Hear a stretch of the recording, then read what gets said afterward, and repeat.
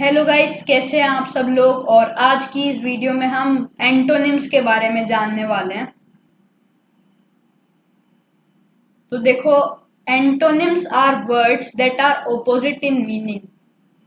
जैसे कि आपने प्राइमरी क्लास में पढ़ा होगा ऑपोजिट वर्ड्स के बारे में। So antonyms are the words which are opposite in meaning.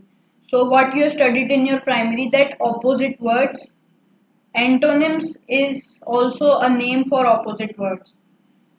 So today we are going to discuss 35 such antonyms words, antonym pairs, and the first one is above and below. Above का मतलब ऊपर होता है और below का मतलब नीचे होता है, तो ये opposite होगा एक तरह से। तो ये एक एंटोनिम का एक पेयर है। फिर है एब्सेंट और प्रेजेंट। एब्सेंट मतलब जैसे उपस्थित ना होना, मतलब जैसे प्रेजेंट ना होना मतलब किसी जगह पे ना होना। जैसे क्लास टीचर अटेंडेंस लेती है तो वो एब्सेंट और प्रेजेंट मार्क करती है। प्रेजेंट यानी बच्चा आ गया है और एब्सेंट यानी कि वो नहीं आया है। तो एब्सेंट प्रेजेंट एक एंटोनिम का पेयर है।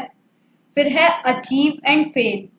जैसे आपने बहुत बार कोट सुना होगा, we have to achieve success, to achieve success we have to do this, और ऐसे बहुत सारे सुने होंगे अचीव के। और इसका जो एंटोनिम होता है वो होता है फेल। फिर अचीव करना यानी किसी चीज को पाना, मतलब उस चीज को लेना।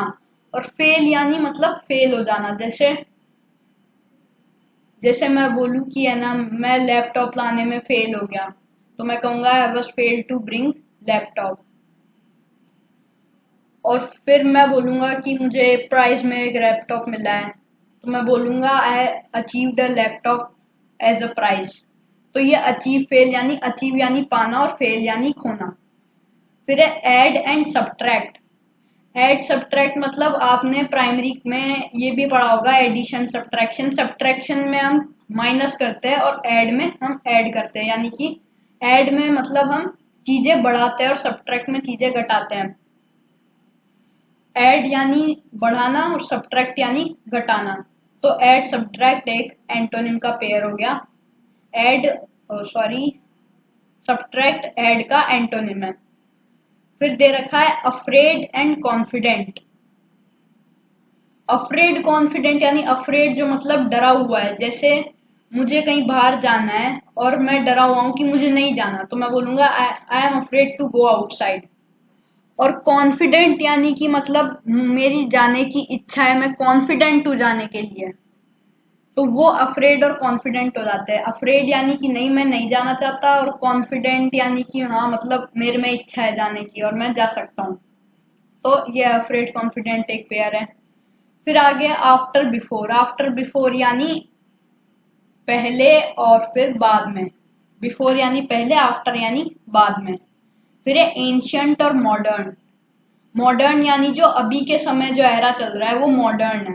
और एंशियंट यानी कि जो पहले के समय राजा महाराजा रहते थे वो एंशियंट पीरियड के थे, और अभी जो हम 21st सेंचुरी में है वो मॉडर्न पीरियड है। तो वैसे एंशियंट और मॉडर्न एंटोनिम्स हो गए। Argue and agree. आर्ग्यू मतलब बहस करना, और अग्री यानी कि सहमत हो जाना कि भाई ठीक है। आर्ग्यू मतलब जैसे मैं कुछ बोला और आपको पसंद नहीं आई मेरी बात, तो आप आर्ग्यू करने लग जाओगे कि मतलब ये बंदा ये गलत बोल रहा है, तो आप आर्ग्यू करोगे नहीं ऐसे होएगा ऐसे होएगा। लेकिन अगर मैंने कोई सही चीज बोली तो आप अग्री कर जाओगे कि हाँ भाई ये सही बोल रहा है। तो वैसे आर्ग्यू और अग्री एंटोनिम्स हैं। फिर है अराइव और डिपार्ट। अराइव यानी आना और डिपार्ट यानी जाना। उसके बाद है अटैक और डिफेंड। अटैक यानी मतलब किसी पे अटैक करना, मारना। और डिफेंड यानी बचना। फिर आगे हमारे पास और आ गए अवेक एंड अस्लीप। अवेक यानी सो जाना, सॉरी अवेक यानी उठना, और अस्लीप यानी सो जाना। तो ये सब, ये दोनों भी एंटोनिम्स है। और फिर है बैड और गुड। बैड यानी गंदा और गुड यानी अच्छा। ब्यूटीफुल और अगली मतलब ब्यूटीफुल जो अच्छा दिखता है वो, और अगली यानी जो गंदा दिखता है। फिर है बेटर और वर्स। अब देखिए यहाँ पे एक बात है कि अगर मैं यहाँ पे इस जगह बेस्ट होता, यानी कि एडजेक्टिव की तीसरा जो है हमारा थर्ड फॉर्म एडजेक्टिव की, वो अगर यहाँ पे होती, सुपरलेटिव डिग्री जो है वो अगर यहाँ पे होती बेस्ट होता, तो इधर भी सुपरलेटिव डिग्री जो क्या होती, बैड, वर्स, वर्स्ट। तो अभी जो बेटर है वो क्या है, सेकंड डिग्री है, यानी कि कंपेरेटिव डिग्री है। तो जो वर्स है वो भी कंपेरेटिव डिग्री है। यहाँ पे अगर जो हमारी फर्स्ट डिग्री है वो आती, जैसे बेटर की जगह गुड होता तो वर्स की जगह भी बैड आता, जैसे कि यहाँ पे ये पेयर दे रखा है, ये वही है, ये फर्स्ट डिग्री का है, ये सेकंड डिग्री का है। फिर है बिग और लिटिल। बिग यानी बड़ा और लिटिल यानी छोटा। लिटिल को हम टाइनी भी कह सकते हैं और बिग को हम इनॉर्मस भी कह सकते हैं। फिर है बर्थ और डेथ। बर्थ यानी जन्म लेना और डेथ यानी मर जाना। फिर ब्लैक और व्हाइट यानी काला और सफेद। फिर ब्रेव और कवर्डली। ब्रेव यानी कि जो मतलब ब्रेव हो, वीर हो, मतलब ब्रेव यानी कि जो खतरे से लड़ने के लिए एकदम कॉन्फिडेंट हो, ब्रेव हो कि हाँ लड़ सकता हूँ खतरे से। और कवर्डली यानी कि जो कायर हो, जो मतलब पीछे हट जाए विपत्ति को देखकर। फिर है बिजी और आइडल। बिजी यानी कि जो मतलब बिजी भी आपने एक सुना होगा, तो बिजी यानी कि मतलब आप मतलब टाइम नहीं मिलता आपको, आप बहुत बिजी जिंदगी है आपकी। और एक होता है आइडल। आइडल यानी कि आप ऐसे ही ठाले हो, घर में बैठे हुए हो, कोई काम नहीं है, तो उसको बिजी और आइडल। बिजी और आइडल ये एंटोनिम का पेयर हो गया। फिर है बाय और सेल। बाय यानी मतलब बाय का मतलब है खरीदना, और सेल यानी बेचना, बिजनेस की तरह। तो ये एंटोनिम का पेयर है। फिर है चीप और एक्सपेंसिव। तो चीप तो मतलब सस्ता होता है, और फिर एक्सपेंसिव जो होता है उसका मतलब होता है महंगा। सस्ता और महंगा, तो ये एंटोनिम्स है। उसके बाद है क्लीन एंड डर्टी। क्लीन यानी साफ सुथरा, और डर्टी यानी कि मतलब कचरा कचरा, मिट्टी धूल मिट्टी वो सब। तो क्लीन यानी साफ सुथरा और डर्टी यानी गंदा जो है, मतलब धूल जमी हुई है जिसपे। फिर है क्लोज और ओपन। क्लोज यानी कि बंद होना, और ओपन यानी खोलना। गेट को हम क्लोज करते हैं और ओपन करते हैं, तो ये एंटोनिम के पेयर हो गए।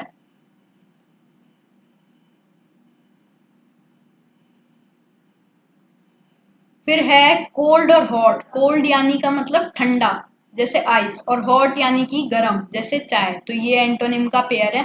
फिर एक कॉम्प्लेक्स और सिंपल। कॉम्प्लेक्स को हम हार्ड भी कह सकते हैं, और सिंपल आप सब जानते ही होंगे, मैथ की जो वो है एक्सरसाइजेस वो कॉम्प्लेक्स है या फिर हार्ड है, या फिर मैथ की एक्सरसाइज सिंपल है, इजी है।